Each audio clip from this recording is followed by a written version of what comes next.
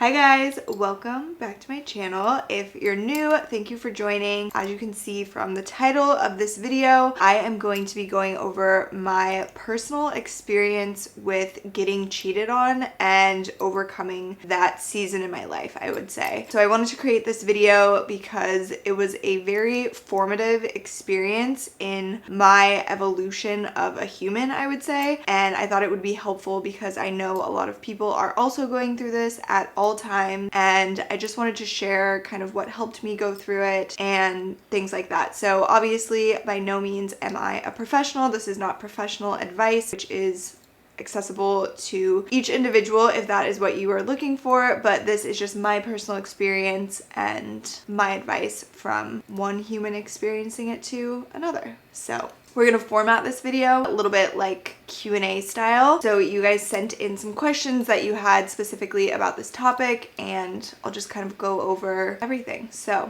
let's get to it. Okay, for starters, I will go over kind of my story and my past relationship that involved being cheated on.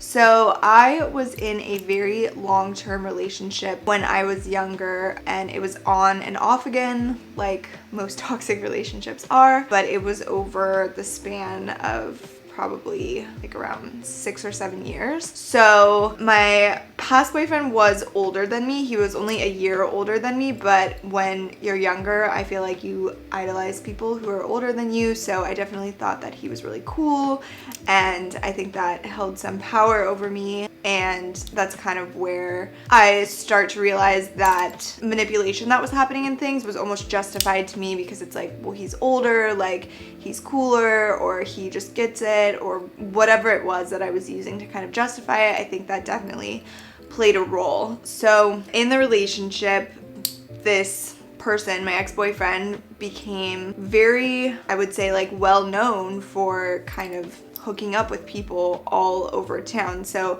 I grew up in a pretty small town and everybody knows each other, and it just became kind of common knowledge that he was, you know, with like a lot of people. And when this first became news to me, it was really hard to process and stomach, because like I was saying, he was older and I thought that he was cool and he could kind of convince me of anything. So I started believing him over pretty much what everyone else was saying, which was like the talk of the town.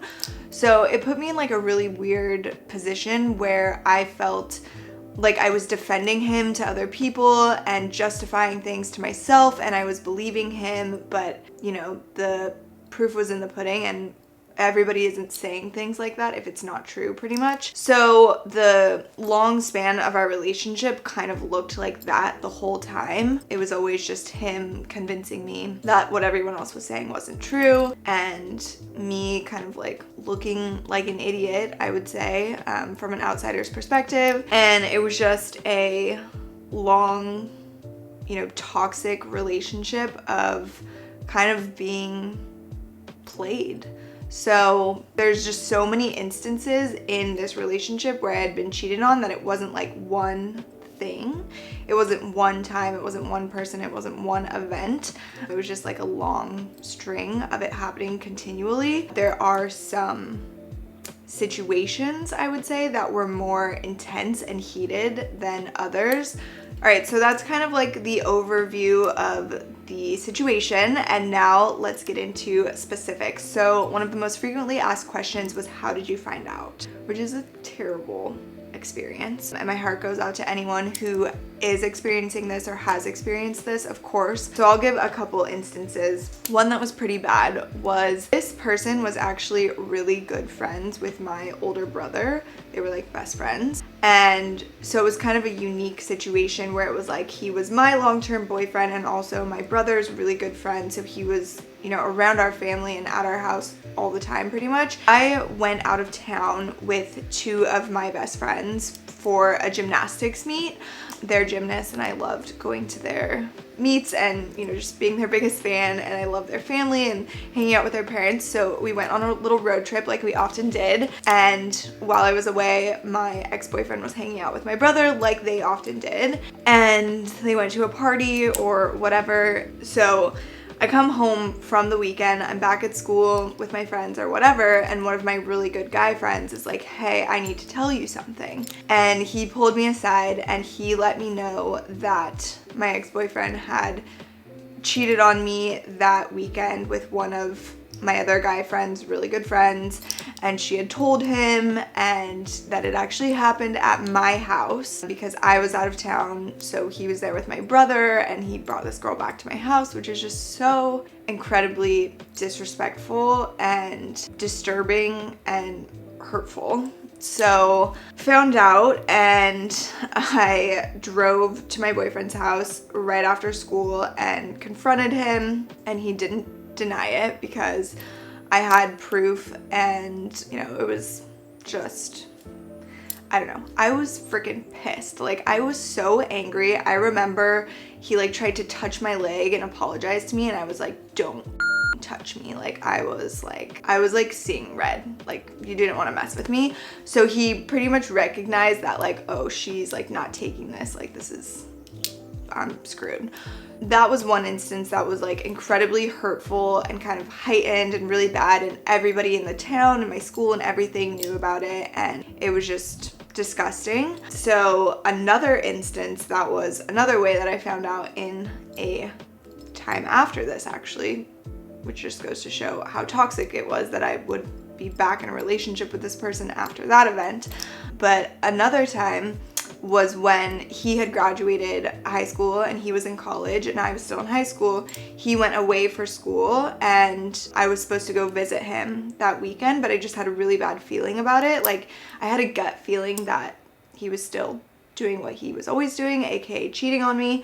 So I actually, before I left for my flight, I was like, I'm gonna hack his Facebook and see like if my gut feeling is right. So I successfully hacked his Facebook, which I'm very impressed by still. Like, I can't believe I did that. I just guessed his password, which I don't know if that's the only way you can hack or not, but thought it was pretty cool. So I hacked his Facebook with my best friend, and of course, right when we got on, he was actually having a live chat with someone, with a girl, and was like having an inappropriate chat, like saying like, oh, I can't wait to see you, like flirting, all this stuff. And I'm like, are you kidding me? Like, of course this is what you're doing. Of course this is who you are. So that instance actually was the last straw for me, and that's when I came to and snapped out of it and realized that this had to be the end for me, which is kind of like an interesting scenario because it was not the most intense situation, but it was the final straw for me. So those are a few ways that I found out over the years that I was being cheated on and lied to. All right, so now I'm gonna get into a little bit of how I started to overcome this experience and process my emotions and things like that. So as I mentioned, this Facebook hacking incident was the final straw for me, and my best friend was there. She was there for all of these instances, and I saw him having this conversation and I immediately started crying. And then I walked over to the bathroom mirror. I remember this moment so vividly, like it was a very come to moment in my experience as a human.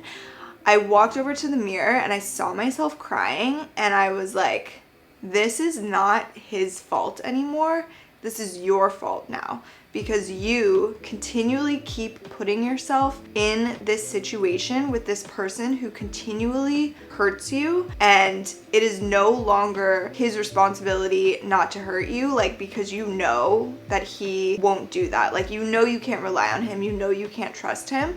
It is now your responsibility to remove yourself from this situation and this person and take care of yourself. And it was an incredibly empowering moment in my life. I literally stopped crying instantly, and I was like, I don't feel bad for you anymore. I'm not going to cry for you because this is your choice at this point. And I just realized nobody else feels bad for me either. Like, does my best friend feel bad and want to hug me? Like, does my mom feel bad for me? Probably no one feels bad for me because I just keep putting myself in this situation.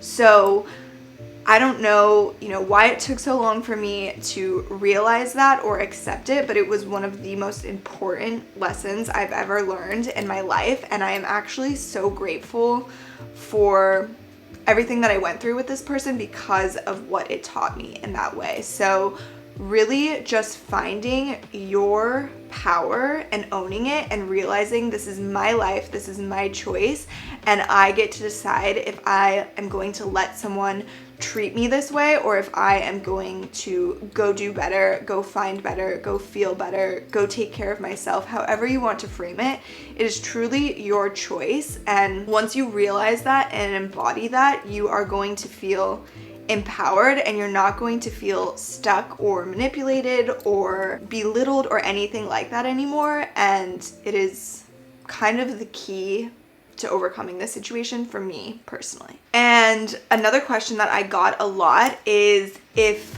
you think a cheater is always a cheater, once a cheater, always a cheater thing, if you forgive people, things like that. So I would say from my personal experience, when someone shows you what they are capable of doing and how they're capable of treating you and valuing you, it is really informative of who that person is and what your relationship with that person is or could be. So I think that the terms always and never are really hard to apply to people. I obviously think that people can change, and I don't think like one size fits all for pretty much any statement like that.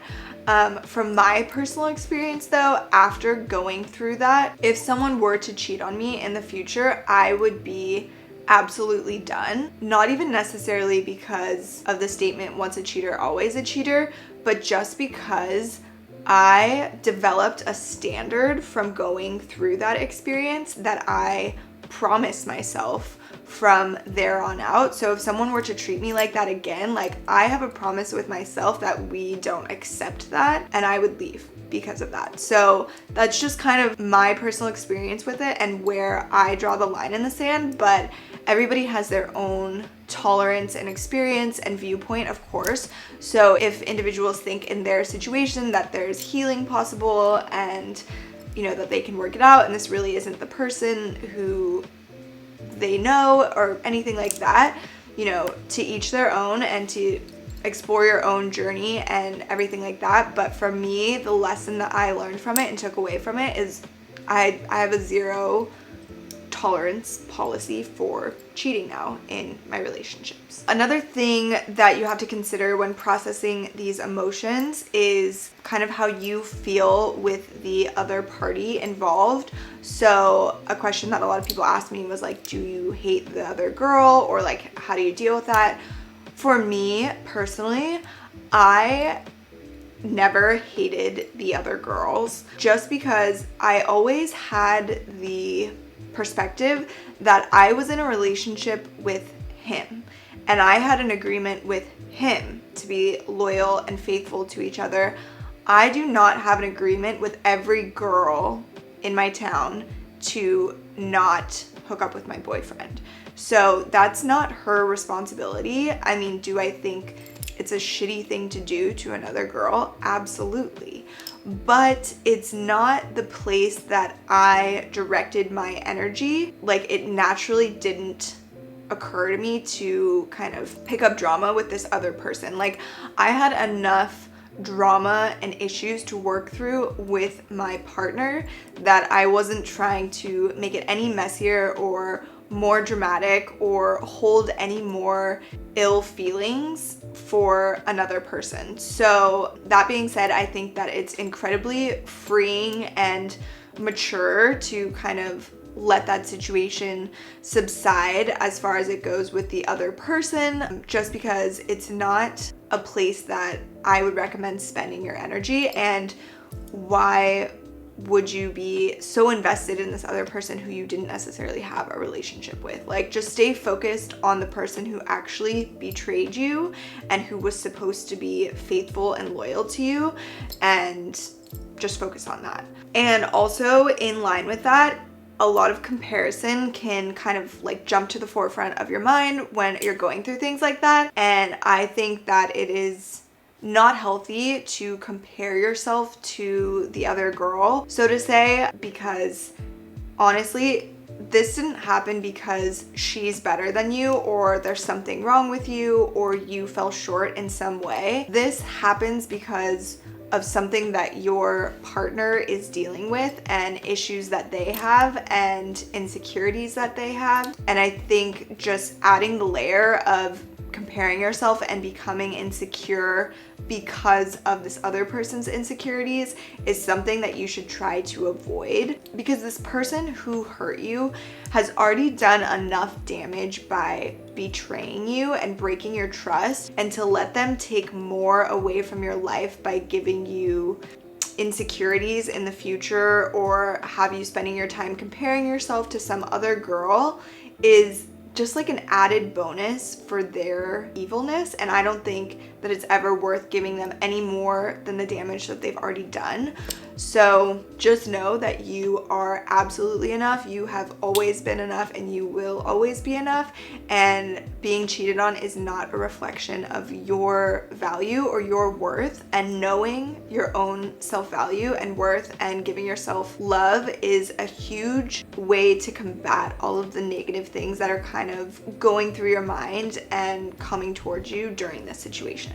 All right, and another thing that I have to point out in this process of dealing with this is my mom helped me immensely during these times. For those of you who don't know, my mom is a psychologist, and so she's really great, obviously, at helping process emotions and go through trauma and all these types of things. So she gave me, over the years, all kinds of toolkits to deal with anything that life throws my way. So for instance, I have been in therapy before, not with my mom, obviously, but with people who she's recommended to me. She's always given me great book recommendations, and there is a process called the tapping solution. So the tapping solution is an amazing healing practice that you can use for all sorts of things in your life. My mom actually put a PDF together for us, so if you guys want access to that, I will leave a link in the description box to subscribe to my newsletter, because I'll be sending it out to my email subscribers. So that's a really great way. Flower essence is something that I grew up using, and there's all kinds of things behind that, healing crystals, things like that. So that was super helpful in this whole process. So thanks, Mom. All right, so you guys also sent in some questions that really had me thinking, and I'm kind of gonna go over what I consider to be cheating and what I personally don't consider to be cheating in today's modern world. Obviously things get very sticky with social media, and everybody has different definitions for things, so I'm just going to share my perspective. For me, there is definitely obviously physical cheating and emotional cheating, and I feel like emotional cheating is something that people really need to watch out for, because I think it's so easy to sweep it under the rug as, well, nothing actually happened, so it wasn't cheating. Cheating for me is when you break your loyalty, and giving a piece of yourself to someone else emotionally is just as sacred, I would say, as giving a piece of yourself to someone physically. So, exchanging messages or talking on the phone for hours, or whatever kind of emotional relationship that someone has built outside of their relationship, I would consider to be cheating. I have no interest in having a boyfriend who talks to another girl on email for hours or FaceTimes her every week. Like, I am not making excuses for any guy in my life from here on out of that's okay because they didn't kiss or they didn't hug or they didn't meet up in person. Like, no, I don't have time for anyone who is not spending their time romantically, emotionally, and physically just with me. So that's kind of my take on it. As far as like social media and stuff, I do not consider following other girls on social media cheating, which was a question that I got a lot. I guess maybe some girls just run a tighter ship than I do. I mean, I follow guys on social media, and I follow tons of girls like who I think are pretty on social media. So I just don't I don't have a problem with that. I mean, there's beautiful people all over the world, and there's always going to be, and I don't have an issue with appreciating beautiful people. So for me, you know, following people, liking their posts, things like that, I do not consider to be cheating. But as always, to each their own. And then another question that was kind of like, is this okay? Is this, you know, acceptable? Is having close friends who are the opposite sex. And I feel like this is such a specific situation for each person. So I think you just have to use your best judgment and really follow your intuition and your gut. Like if you just feel like something is so not right about this relationship that your partner has, you're probably not wrong. But if you're like, yeah, that's my friend, or that's my boyfriend's best friend, and like I love her, she's a part of our family, like, you know, whatever, that I think that can work. I think that does exist, but I would say there's no rule of thumb for that really, other than just using your best judgment and your intuition to, you know, guide you if this is an acceptable relationship or something that just seems off. All right, so I'm also gonna go over red flags because in my past relationship, there were so many that I obviously wished I had paid attention to and listened to. So things to watch out for, I would say a really big ego. I think that that's something that is definitely gonna get in the way of your relationship, because I think the saying, you can't love anyone else until you love yourself, is so true. And if you're insecure, you don't really love yourself, and you're not gonna love someone else, and you're just going to project your insecurities onto them and your relationship, and that is definitely something that I saw manifest. So I would watch out for that. Another huge one was my ex-boyfriend always had a passcode on his phone that I never knew, and he was very protective of his phone. He never left it unattended, and if I ever like touched his phone or picked it up or anything, he was very like, you know, uncomfortable with it and kind of like freaked out, and that's obviously just like a telling sign that he's up to no good. And, you know, just kind of wanting a lot of female attention, I feel like was a red flag. The word that we always use to describe it is slimy, you know, just a little slimy. And Clayton is actually the opposite of that, and that is something that attracted me to him so much. Was when I met him, he had like no interest in female attention. Like he was never talking to any girls in any social setting. He had no idea that he was even like cute, and he was just like always with the guys and was just not super interested in like stealing the show with the ladies or like flirting with everyone or being like slimy at all. So definitely watch out for those guys. I mean, I'm not saying that they're all bad, but just watch out, be careful, and look for the red flags. Listen to them. All right, so that is pretty much everything you guys sent in and that I could think of for this experience. So in general, I just want to say that I totally send my heart out to anyone who's experiencing this, and it really sucks. It's really awful, but you can absolutely learn from it and become stronger and evolve into a more complete version of yourself and a more badass version of yourself because of this thing that you're going through. So it's not for nothing, and I think that you will learn so much in the end, and I absolutely believe in you, and I hope that you know your self-worth and your value, and that you love yourself and you hold others who you have relationships with to the standard of treating you with love and valuing you and respecting you. So it happens to the best of us. I'm sorry if it happened to you, but hopefully these things help guide you through it a little bit. So thank you guys for watching, and I'll see you next time.